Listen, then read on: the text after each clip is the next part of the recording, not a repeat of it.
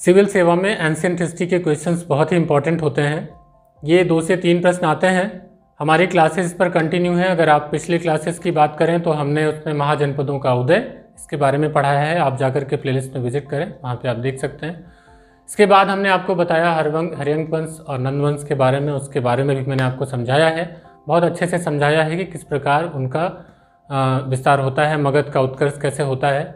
उसी समय में जब यहाँ पर मगध का उत्कर्ष हो रहा होता है तो पश्चिमोत्तर क्या स्थिति थी, जो पंजाब और अफगानिस्तान का क्षेत्र था, तो आज वहाँ से देखते हैं। दरअसल हमारी क्लासेस जो हैं वे क्रम से चलती हैं। अगर आप शुरू से देखें तो आपको वो बहुत ही अच्छे से समझ में आ जाएंगी। तो आज इसी क्रम में हम लोग अपना लेक्चर पढ़ेंगे प्राचीन भारत पर विदेशी आक्रमण। 2 आक्रमण होते हैं, एक ईरान की तरफ से, दूसरा यूनान की तरफ से। एक यहाँ पर साम्राज्य था जिसको कहते थे हखामनी साम्राज्य। तो हखामनी साम्राज्य ईरानी आक्रमण था।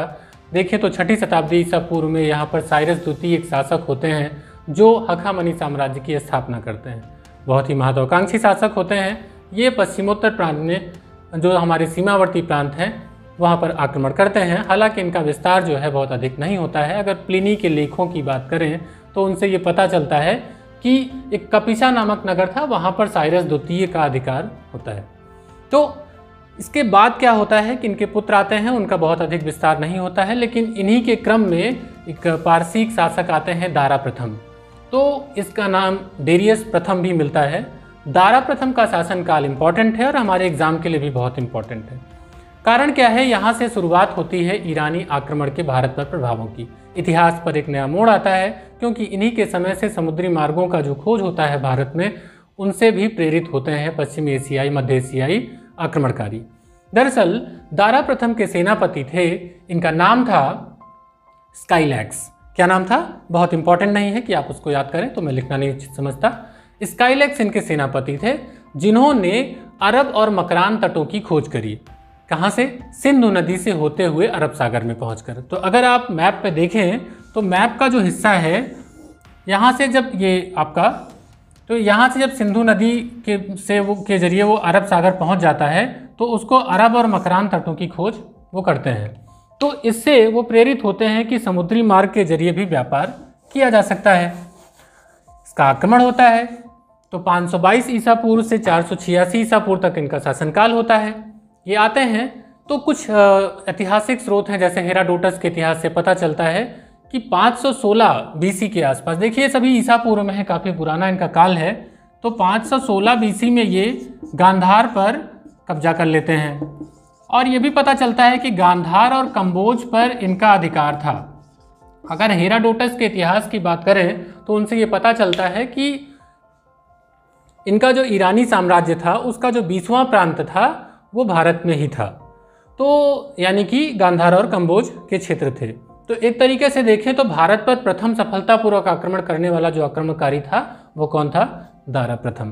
तो ये इंपॉर्टेंट हो जाता है। इसके बाद इनके पुत्र आते हैं क्षयार्स, जरक्सीस। इन्होंने अपने इस क्रम को बनाए रखा, जो इनका शासन था उसको मेंटेन रखा, बहुत अधिक विस्तार नहीं हुआ। एक इनकी इंपॉर्टेंट बात यह है कि जो भारतीयों को शामिल करना था सेना में, वो काम ये करते हैं कि जरक्सीस जो हैं वो भारतीयों को अपनी फौज में शामिल करते हैं। तो पारसीक साम्राज्य काफ़ी ऐसे ही आगे बढ़ता है और धीरे धीरे उसका पश्चिमोत्तर प्रांत में आधिपत्य जमता जाता है। लेकिन इनके पुत्र आते हैं, तो जरक्सीस के कई 1-2 पुत्र आते हैं, प्रथम द्वितीय करके इनके नाम आते हैं, अर्ध जरक्सीस प्रथम, अर्ध जरक्सीस द्वितीय करके।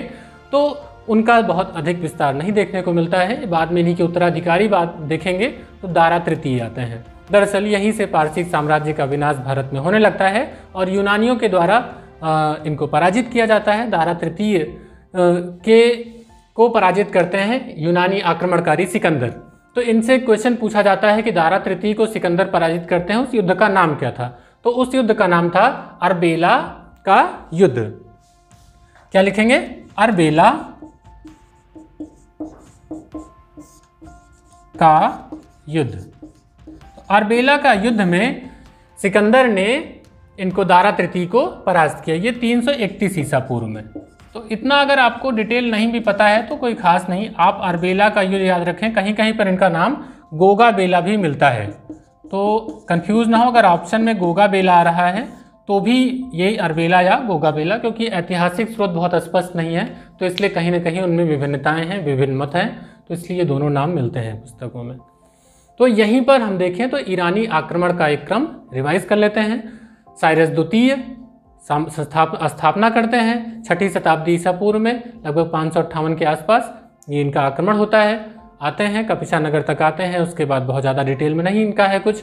दारा प्रथम इम्पॉर्टेंट हैं क्योंकि इन्होंने गांधार और कंबोज पर अपना अधिकार जमाया। और इसके बाद इसमें एक इम्पॉर्टेंट ये हो जाता है कि इनके दारा प्रथम के 3 अभिलेख थे। उन अभिलेखों का नाम था बेहुस्तून, पर्सिपोलिस, बेहुस्तून, पर्सिपोलिस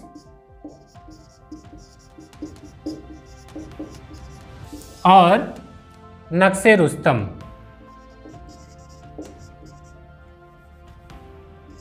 नक्शे रुस्तम, तो ये 3 अभिलेख हैं किसके? दारा प्रथम के। इनके जरिए ये पता चलता है कि ये पश्चिमोत्तर प्रांत में इनका अधिकार था। तो दारा प्रथम काफ़ी इंपॉर्टेंट हो जाते हैं। इसके बाद इनके आते हैं पुत्र जरक्सीस। जरक्सीस ने भारतीयों को शामिल किया। दारा तृतीय के जरिए पारसिक साम्राज्य का पतन हो जाता है और ये आते हैं, इनका साम्राज्य यहाँ पर स्थापित होता है। अब इनसे कुछ प्रमुख बातें देख लेते हैं। भारत पर आक्रमण के कारण क्या थे? तो केंद्रीय सत्ता का अभाव सबसे बड़ा कारण था। दूसरा, उत्तरा पथ पर अपना अधिकार सभी करना चाहते थे। तीसरा कारण ये हो सकता है कि जो हमारे यहाँ के शासक थे वो अपने मध्य भारत में ही केंद्रित थे, उनका पश्चिमोत्तर की तरफ विस्तार नहीं हुआ। कोई ऐसी केंद्रीय सत्ता नहीं थी जिसके जरिए विस्तार हो सके। ईरानी आक्रमण का भारत पर प्रभाव क्या होता है, तो इसको देखते हैं।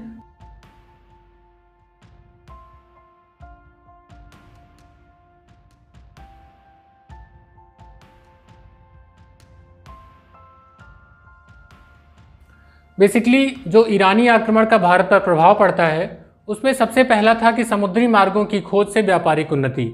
आप देखते हैं कि जो दारा प्रथम के सेनापति होते हैं वो स्काइलैक्स, वो सिंधु के जरिए मार्गों की खोज करते हैं, अरब मकरान तटों की खोज करते हैं, जिससे ये व्यापार करने के जो मार्ग हैं उनमें विस्तार होता है। तो इससे आक्रमणकारी प्रभावित होते हैं। दूसरा, दाएं से बाएं लिखी जाने वाली खरोष्ठी लिपि का भी आगमन भारत में होता है। आप देखेंगे तो अशोक के कई अभिलेख जो हैं वो खरोष्ठी में भी पाए गए हैं, खरोष्ठी और आर्मेइक लिपि में। इसी तरीके से ईरानी पद्धति से आर्मेइक लिपि का भी आगमन भारत में होता है। अभिलेखों को उत्कीर्ण कराने की परंपरा आप देखें तो ये दारा प्रथम के ही जो बेहिस्तून, पर्सिपोलिस, नक्शे रुस्तम, ये जो 3 अभिलेख थे वो अभिलेख उत्कीर्ण कराने की परंपरा भी इन्हीं से आती है। वास्तुकला पर ईरानी पूरा प्रभाव पड़ता है। देखें तो गुंबद का जो स्वरूप है ईरानी कला का ही प्रतिरूप है जो भारत में शामिल हुआ। तो वास्तुकला पर भी इनका प्रभाव आता है और भाषा शब्दों पर भी ईरानी प्रभाव आता है, क्योंकि जब भी कोई 2 संस्कृतियों का मिलन होता है तो भाषा पर स्पष्ट रूप से उसका प्रभाव देखा जा सकता है। तो ये रहा हमारा ईरानी आक्रमण। आइए देखते हैं यूनानी आक्रमण। यूनानी आक्रमण में आपने देखा कि दारा तृतीय को परास्त करते हैं सिकंदर अर्बेला के युद्ध में। अब इसके बाद इनके बारे में पूरी की स्टोरी, क्योंकि सिकंदर को लेकर के बहुत सारे क्वेश्चन आते हैं तो इनके लिए जान लेना बहुत जरूरी है। तो सिकंदर थे फिलिप द्वितीय के पुत्र। इनके पिता का क्या नाम था? फिलिप द्वितीय। ये कहाँ के शासक थे? मकदूनिया के शासक। इनकी हत्या हो जाती है। जब इनकी हत्या होती है तो मात्र 20 वर्ष की उम्र में सिकंदर को शासक बनाया जाता है। इतनी कम उम्र में सिकंदर शासक बनते हैं, लेकिन बहुत ही महत्वाकांक्षी शासक। ये भारत पर करते हैं आक्रमण 526 ईसा पूर्व में। तो 526 ईसा पूर्व में ये भारत पर आक्रमण करते हैं खैबर दर्रे से, काबुल होते हुए खैबर दर्रे से। तो किस मार्ग से आते हैं तो ये पूछा जाता है। तो हिंदुकुश पर्वत के खैबर दर्रे से, आप ऐसे भी कर लें, हिंदुकुश पर्वत का ये दर्रा है, तो हिंदुकुश पर्वत के खैबर दर्रे से होते हुए भारत पर ये आक्रमण करते हैं। एक इनका स्टार्टिंग में अक्सर कर क्वेश्चन ये पूछा जाता है। अब होता क्या है कि इनका जो पहला शासक इनको मिलते हैं वो होते हैं तक्षशिला के शासक आम्भी। आम्भी एक ऐसे शासक होते हैं जो सिकंदर का सामना करने के बजाय इनका स्वागत करते हैं, इनके सामने कर देते हैं अपना आत्मसमर्पण और उनको अपना सहयोग करने का भी वचन देते हैं। तो भारत में आम्भी का जो नाम है वो बहुत सम्मान के साथ नहीं लिया जाता, क्योंकि यदि इन्होंने रोका होता तो पश्चिम की तरफ से होने वाले आक्रमणों से भारत की रक्षा की जा सकती थी। इनसे तो कहीं अच्छे थे अश्वक राज्य के लोग। एक सीमावर्ती राज्य था अश्वक। अश्वक की एक लेखकों के जरिए एक ऐसा इतिहास पता चलता है कि यहाँ के लोगों ने बहुत ही वीरता के साथ सिकंदर से युद्ध किया और अधिकांश पुरुष मारे गए।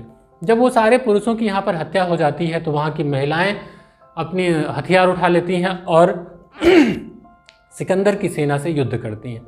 सिकंदर ने बड़ी ही बर्बरतापूर्वक सभी महिलाओं की हत्या कर दी। तो अश्वक एक सीमावर्ती राज्य था जिसने अपने बहुत ही शक्तिशाली न होते हुए भी सिकंदर का सामना किया। वहीं आम्भी जैसा शासक आत्मसमर्पण कर देता है। तो इन दोनों राज्यों का नाम इंपॉर्टेंट हो जाता है। इसके बाद इनका युद्ध होता है पंजाब के शासक पोरस से। पोरस बहुत ही शक्तिशाली शासक कह सकते हैं। बहुत ही वीरतापूर्वक उसने युद्ध किया, लेकिन अनफॉर्चुनेटली वो परास्त हुआ। पोरस परास्त हो गए इनसे। ये युद्ध कहाँ होता है तो झेलम नदी के किनारे होता है। झेलम वितस्ता का युद्ध कहा जाता है। इसे हाइडेस्पीस का भी युद्ध कहा जाता है। तो सिकंदर और पोरस के बीच में हुआ, जिसमें पोरस की पराजय होती है और यहीं से ये तय हो जाता है कि अब सिकंदर का जो क्षेत्र है वो सिंध नदी के क्षेत्र में व्याप्त हो जाता है। अब होता क्या है कि इस विजय के उपलक्ष्य में वह एक नगर की स्थापना करता है, निकैया। तो विजय के उपलक्ष्य में वह नगर की स्थापना करता है और उसका प्रिय घोड़ा था बहुकेफला। तो उसके नाम पर एक नगर की स्थापना करता है बहुकेफला। तो ये पूछा जाता है कि सिकंदर ने किन दो नगरों की स्थापना की थी, तो बहुकेफला। अब इसके बाद होता क्या है कि वो झेलम के बाद लगभग 19 महीनों तक भारत में रहता है, युद्ध करता है, मारकाट करता है, लूटपाट करता है और आगे चलता है। तो ब्यास नदी के तट पर जब वो पहुंचता है तो वहाँ पर उसकी सेना आगे बढ़ने से मना कर देती है। मना करने पे क्या होता है कि उसको वापस होना पड़ता है मजबूरन। तो अपने सेनापति फिलिप, याद रखिएगा यहाँ से क्वेश्चन आता है, सेनापति फिलिप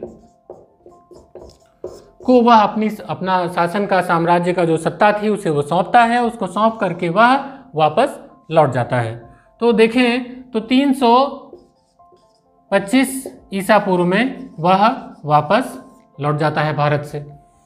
अब इसके बाद होता क्या है कि जब वो वापस लौट जाता है तो उसकी मृत्यु लगभग 33 वर्ष की उम्र में उसकी मृत्यु हो जाती है 323 ईस्वी में बेबीलोन में।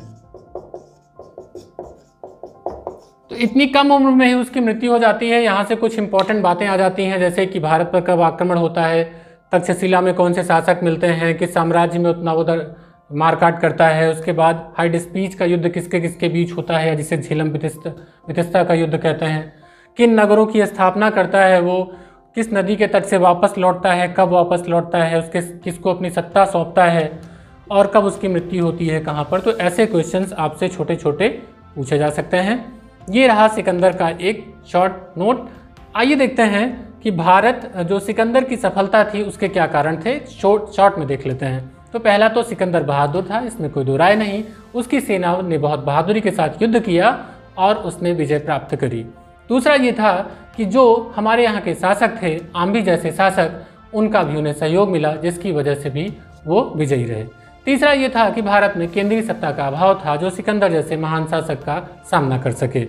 तो सिकंदर और दूसरा वो एक महत्वाकांक्षी शासक था, वह अपना साम्राज्य भारत की तरफ करना चाहता था, वो विश्व विजेता बनना चाहता था, इसलिए भी उसने भारत की तरफ आक्रमण किया। आइए देखते हैं सिकंदर के आक्रमण का भारत पर क्या प्रभाव पड़ता है। तो आपको बता दें कि देखिए मुद्राओं का जो प्रचलन है तो उलूक प्रणाली के सिक्के, मुद्राएं या मुद्रा प्रणाली या छत्र प्रणाली,